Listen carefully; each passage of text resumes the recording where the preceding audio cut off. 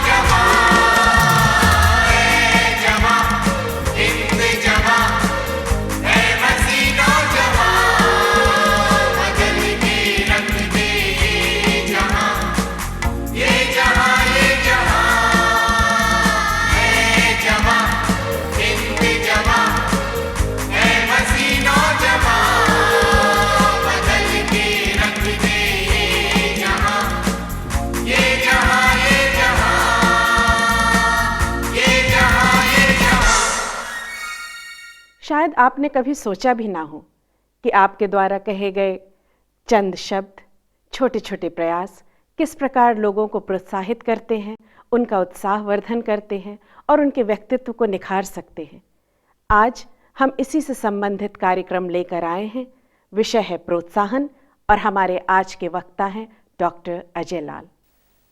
आज जिस विषय पर हम चर्चा करेंगे वो विषय है प्रोत्साहन, एनकरेजमेंट। प्रोत्साहन की हम में से प्रत्येक को आवश्यकता होती है। ये आवश्यक है कि हमें प्रोत्साहन मिले और हम लोगों को प्रोत्साहित करें। प्रोत्साहन जीवन में बहुत महत्वपूर्ण होता है। प्रोत्साहन जीवन में एक ऊर्जा के समान होता है। आज जिस संसार में हम रहते हैं, ये संसार बहुत नकारात्मक है। हम टेलीविज़न ऑन करते हैं, समाचार सुनते हैं, हम नकारात्मक बातें सुनते हैं। हम न्यूज़पेपर उठाते हैं, हम पाते हैं लोगों की हत्या हो गई, हम पाते हैं दुर्घटना हो गई, हम पाते हैं किसी पर बलात्कार हो गया, हम पाते हैं विध्वंस की घटनाओं की बात। हम लोगों से मिलते हैं, ऐसे लोग जो स्वयं निराश हैं और ऐसे लोग जो हमको निराश करना चाहते हैं। हम ऐसे लोगों से मिलते हैं जो हमारी खुशी से खुश नहीं होते। हम ऐसे लोगों से मिलते हैं जो निरंतर चाहते हैं कि हम आगे ना बढ़ सकें। ऐसे संसार में दो बातें जो हमको करना है वो ये कि हमें एक दूसरे को प्रोत्साहित करना है और उसके साथ साथ, जैसा प्रभु यीशु मसीह ने कहा, हमें एक दूसरे के लिए प्रार्थना करना है। हमें प्रोत्साहन देना सीखना है और हमें प्रार्थना करना सीखना है। आज हम कुछ देर प्रोत्साहन के संबंध में चर्चा करेंगे। किसी ने लिखा है, प्रोत्साहन गर्मी की तपन में ठंडी हवा के झोंके के समान है। किसी प्यासे व्यक्ति के लिए प्रोत्साहन एक ठंडे पानी के समान है। अकाल में वर्षा की हल्की फुहार सा होता है प्रोत्साहन। इस प्रोत्साहन की भूख हम सबों को होती है। इस प्रोत्साहन की आवश्यकता हम में से प्रत्येक को होती है, परंतु आज के संसार में यह प्रोत्साहन बहुत कम मिलता है। यह बहुत बिरला होता जा रहा है। किसी ने कहा है, शायद लोग एक दूसरे को प्रोत्साहित इसलिए नहीं करते क्योंकि बचपन में उन्हें प्रोत्साहित नहीं किया गया।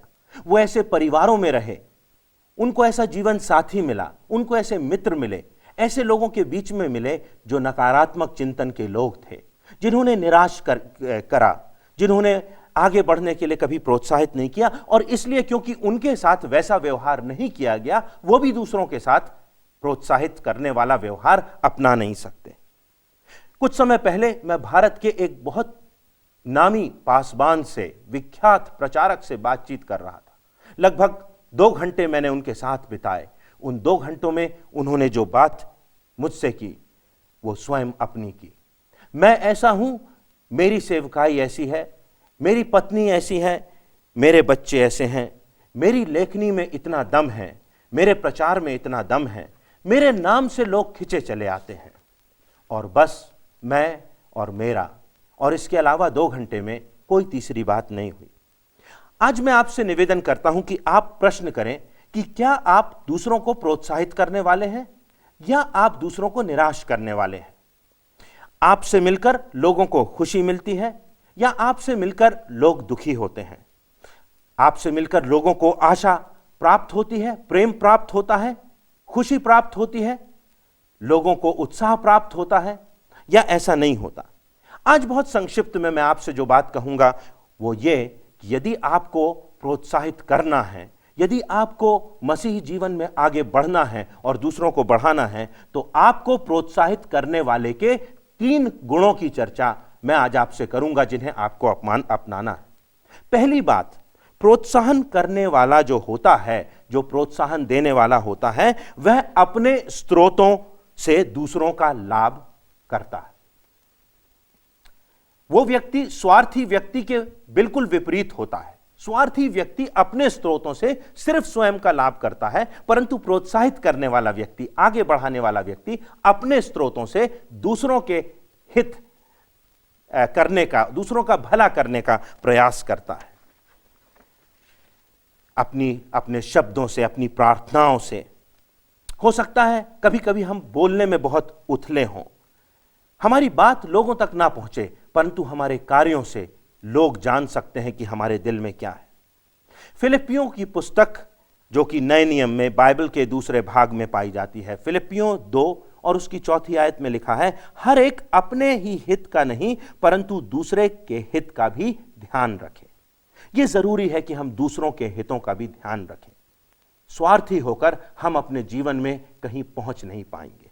दूसरी बात, जो प्रोत्साहन देने वाला व्यक्ति होता है, जो प्रोत्साहित करने वाला व्यक्ति होता है, उसका दूसरा गुण होता है, उसका दूसरा चिन्ह होता है, वह यह कि वह दूसरों के आनंद में आनंदित होता है। वह दूसरों का भला देख करके खुश होता है। वह दूसरों की उन्नति देख करके उत्साहित होता है। वह दूसरों को सुखी देख करके आनंदित होता है। किसी ने एक छोटी सी कविता लिखी है और वो कविता इस प्रकार की है, आज के सामान्य संसार का शायद चित्रण करती है। वो लिखा हुआ है, कुछ लोग बहुत दुखी हैं क्योंकि उनके पड़ोसी बहुत सुखी हैं। वास्तव में ऐसा होना नहीं चाहिए। हमको दूसरों के आनंद में आनंदित होना चाहिए। दूसरों का लाभ देखकर, दूसरों की उन्नति देखकर हमको उत्साहित होना चाहिए, धन्यवादित होना चाहिए और उत्साहित होना चाहिए। तीसरी बात, जो तीसरा गुण होता है प्रोत्साहित करने वाले व्यक्ति में, वो ये कि वो दूसरों को आगे बढ़ाता है, दूसरों को आगे बढ़ने का अवसर देता है। नए नियम में प्रेरितों के काम नामक पुस्तक, उसके 11वें अध्याय में वर्णन है अंताकिया के कलीसिया का, अंताकिया के चर्च का। अंताकिया की कलीसिया बढ़ रही थी। वहां का अगुआ जो था बरनबास था और सब कुछ अच्छा चल रहा था, परंतु लिखा हुआ है कि बरनबास जाता है कि वो पौलुस को ढूंढ करके लाए और उसकी सेवा का लाभ अंताकिया की कलीसिया में ले। अपनी सेवा के क्षेत्र में अपने मित्र का, अपने सहकर्मी का लाभ ले सके। ये बात हमारे जीवन में होना चाहिए कि हम दूसरों को आगे बढ़ाने वाले हों, दूसरों को अवसर देने वाले हों। कितनी बार हम स्वार्थी हो जाते हैं, अपने स्थान से हटना नहीं चाहते, सामने आना चाहते हैं, लोगों में अपनी प्रमुखता जताना चाहते हैं, हम बताना चाहते हैं कि हम कितने प्रभावशाली हैं। परंतु वास्तव में आवश्यकता इस बात की है कि हम दूसरों को प्रभावशाली बनाने में मदद करें, उनको आगे बढ़ाएं, उनको सामने लाएं। और इसीलिए पौलुस प्रेरित लिखता है कि काश वो बढ़े और मैं घटूं, परमेश्वर बढ़े और मैं घटूं, उसको महिमा मिले, उसका आदर हो मेरे जीवन से। अंत में मैं आपको एक सच्ची घटना बताना चाहता हूं। बेंजामिन वेस्ट, बहुत समय निकल गया, परंतु एक समय था जब बेंजामिन वेस्ट को दुनिया का बहुत बड़ा चित्रकार माना जाता था। बहुत अच्छे पेंटर थे और अपने जीवन की एक घटना का वर्णन करते हुए वो लिखते हैं कि जब मैं मात्र 5 वर्ष का था तो एक दिन ऐसा हुआ, माँ घर में नहीं थी। मुझे मालूम था कि माँ दिन भर के लिए घर से बाहर गई हुई है और तब मैंने बहुत से पेंट्स निकाले और माता जिन ब्रशेस से पेंटिंग करती थी उन ब्रशेस को निकाल लिया और वो पेंट मैंने अपने घर में, अपने कमरे में सब तरफ फैला दिए। कुछ डब्बे जो थे वो लुढ़क गए, बहुत गंदगी हुई, बहुत सा रंग बिखर गया, कुछ बोतलें फूट गईं और यहां तक कि जो कारपेट था वो भी गंदा हो गया। खाने की प्लेटों में मैंने रंग डाल दिया और उनसे मैं एक लड़की का चित्र बनाने लगा और तब सब तरफ रंग बिखर गए और सब तरफ घर में अव्यवस्था और गंदगी फैल गई। पर शाम को जब माँ लौटी तो उस माँ ने मुझको गले लगा लिया और मुझको चूमा और मुझसे कहा, वाह तुमने कितनी खूबसूरत चित्र, तुमने कितनी खूबसूरत तस्वीर बनाई है, तुमने कितना खूबसूरत चित्र बनाया है। और उस प्रोत्साहन के द्वारा आज मैं विश्व विख्यात चित्रकार बन सका।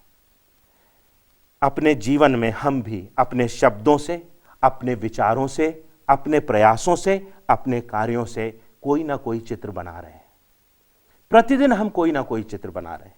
क्या ये ऐसा चित्र है जिसमें कोई प्रोत्साहित हो रहा है, किसी की उन्नति हो रही है, किसी को हम सामने ला रहे हैं, किसी को हम आगे बढ़ने का अवसर दे रहे हैं, किसी के आनंद में हम आनंदित हैं, किसी के साथ कंधे से कंधा और दिल से दिल मिला करके हम खड़े हैं।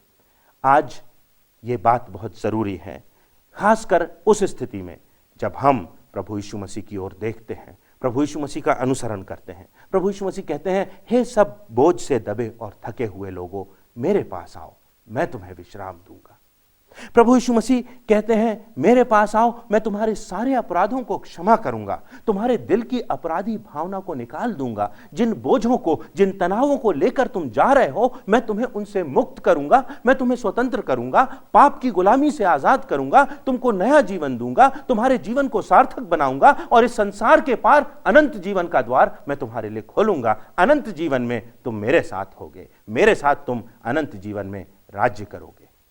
प्रभु यीशु मसीह आज आपको और मुझको प्रोत्साहित करता है, आगे बढ़ाता है, और हमसे और आपसे भी वो यही अपेक्षा रखता है कि हम एक दूसरे को प्रोत्साहित करें, एक दूसरे को ऊपर उठाएं, एक दूसरे के लिए प्रार्थना करें। क्या आज आप निर्णय करेंगे कि आप अपने जीवन में किसी ना किसी को प्रतिदिन प्रोत्साहित करेंगे? आप ऐसा कर सकते हैं। परमेश्वर आपको आशीष दे। यदि आप आज के कार्यक्रम से प्रभावित हुए हैं, उत्साहित हुए हैं, तो स्वयं को प्रतिबंधित मत करिए। फोन उठाइए, किसी को फोन लगाइए, पेन उठाइए, किसी को खत लिखिए और प्रोत्साहित करिए लोगों को। यदि आप हमारी सहायता चाहते हैं तो आप हमें भी अवश्य लिखें। नमस्कार।